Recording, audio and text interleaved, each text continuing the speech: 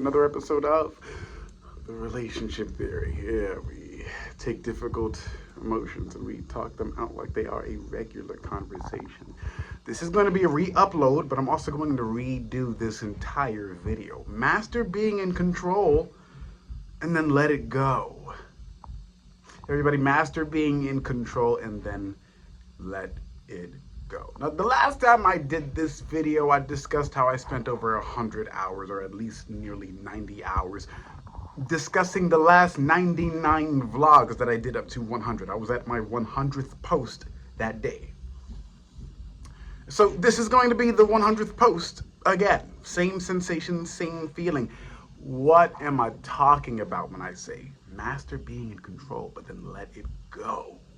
Hey, the first place I'm going to start with everybody is control. I'm not going to ask you what it is. I'm going to assume that you know what control is. It's power, it's dominance, it's assertion, it's compliance, or at least the request, the suggestion that there is compliance. But there's something else to power. There's something else to power when it's innate and when it's in your nature to be well within the spirit of power.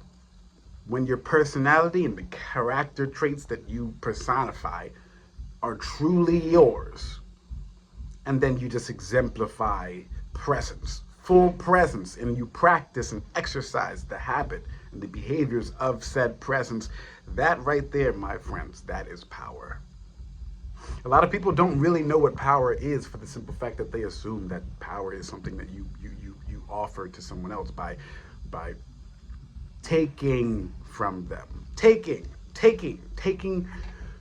Usually power means taking, but the unfortunate problem with taking in terms of power is without balance, it's not really power. Why? Because power isn't some one-sided idea where all you do is extract, but you don't know how to process. All you do is harvest, but you don't process anything. That's the problem with power. With most people, they misunderstand that power is not simply harvesting. It's processing what you harvest.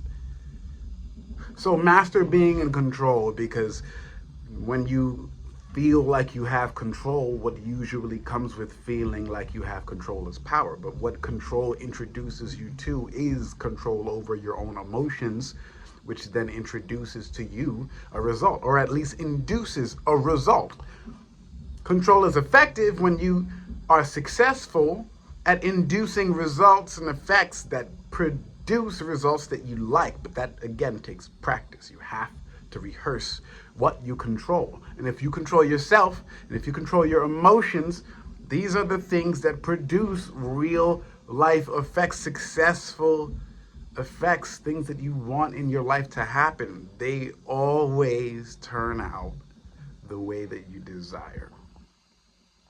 That's real control, though. And then let it go, though. When you let go of control, here's the interesting about letting go of control is in the case of this video. The thing about letting go of control when it comes to this video is this. You have listened to my RT vlogs from 1 to 100. We are on 216, 217, 215, and I've been on quite a doozy of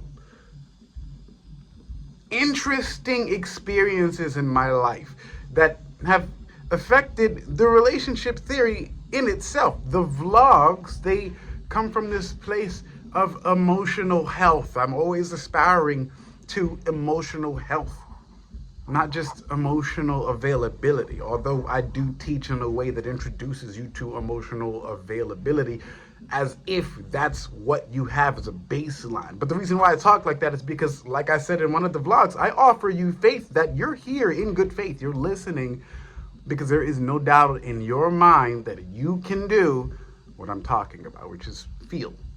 Everyone feels.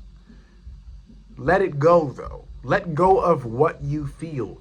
What I was introducing as a concept back at the 100th vlog was this idea of a magnetic acceleration rail. I was introducing you to this idea that when you channel emotions in your body, your body is a vessel for emotions, but when you channel emotions into your body, the reason why results and effects matter is because you're not only supposed to harvest your feelings. Your body is a thermodynamic and electromagnetic machine, which means it stores both hot and cold energy, and then it stores electricity and magnetism. Those are 4 different powers, 4 different elements, 4 different effects. And the reason why this is important is because emotions are not just words.